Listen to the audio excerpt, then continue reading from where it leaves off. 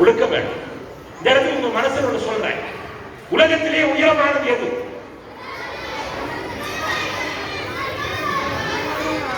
Everest ஓடிவா, Everest ஓடி, Everest ஓடிவா, கொடுங்கண்ணா, எவரெஸ்ட் கொடுங்கண்ணா, எவரெஸ்ட். இந்த இடத்துல நான் ஒன்று சொல்றேன், மனசுல எப்போ சொல்லணும், கவனிச்சுக்கணும், கவனிச்சாதான் சொல்ல முடியும். உயரம் என்றால் எவரெஸ்ட், உயர வேண்டும் என்றால் நெவர் ரெஸ்ட் என்று ஓடிக்கொண்டிருந்தால் உங்களால் சாதிக்க முடியும். புரியுதா? புரியலையா? புரியல.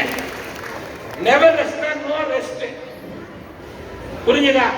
If you rest, you will become rust, then become dust. நகர்ந்து கொண்டிருந்தால் தான் நதி அழகாக இருக்கிறது. நகர்ந்து கொண்டிருந்தால் தான் நதி அழகாக இருக்கிறது. வளர்ந்து கொண்டிருந்தால் தான் செடி அழகாக இருக்கிறது.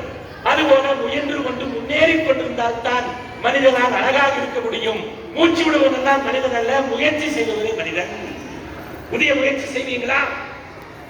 டெய்லி புது முயற்சி செய்வீங்களா? டெய்லி படிக்கணும்.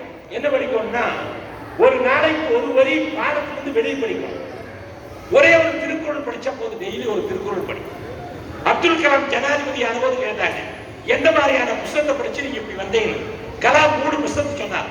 ஒன்னு வாட்சன் எழுதிய ரைட் ஃப்ரம் மெனி லேம்ப்ஸ் என்ற ஆங்கில புத்தகம். இரண்டாவது கேரல் எழுதிய அந்த மேன் அன்னோன் என்ற தத்துவ புத்தகம். இந்த 2 புத்தகங்களுக்கு மேலாக நான் திருக்குறளை திரும்ப திரும்ப படித்தேன். அதனால் தான் ஒரு படகோட்டி மகன் பாரத குடியரசுத் தலைவர் ஆக முடிஞ்சது கேட்டாங்க.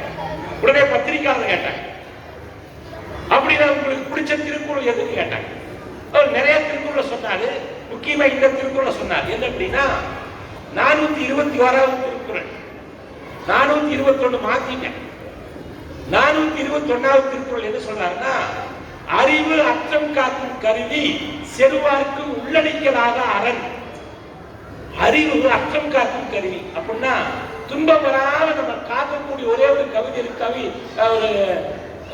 இருக்குன்னா என்ன? ப்ரொஃபசர் ஜெயக்குமார், என்ன கருவி இருக்குன்னா அறிவு.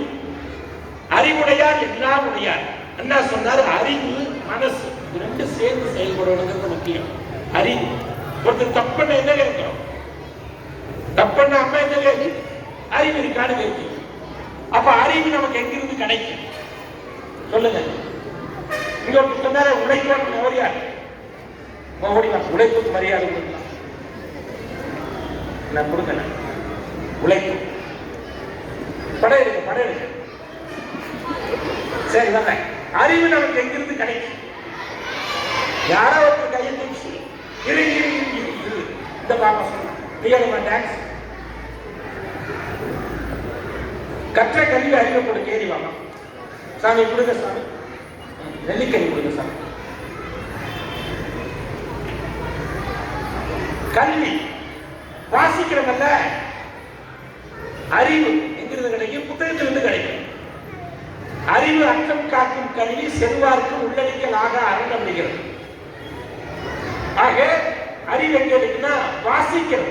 வாசிக்கிறது வகுப்புல நடத்துற பாடம் மட்டும் பத்தாது, அதோட நிறைய நம்ம வாசிப்போம். மேட்டுப்பாளையத்துல புத்தக கண்காட்சி வருது, கோயம்புத்தூர்ல புத்தக கண்காட்சி வந்துச்சு. டெய்லி ஒரு திருக்குறளாக நம்ம படிக்கணும்.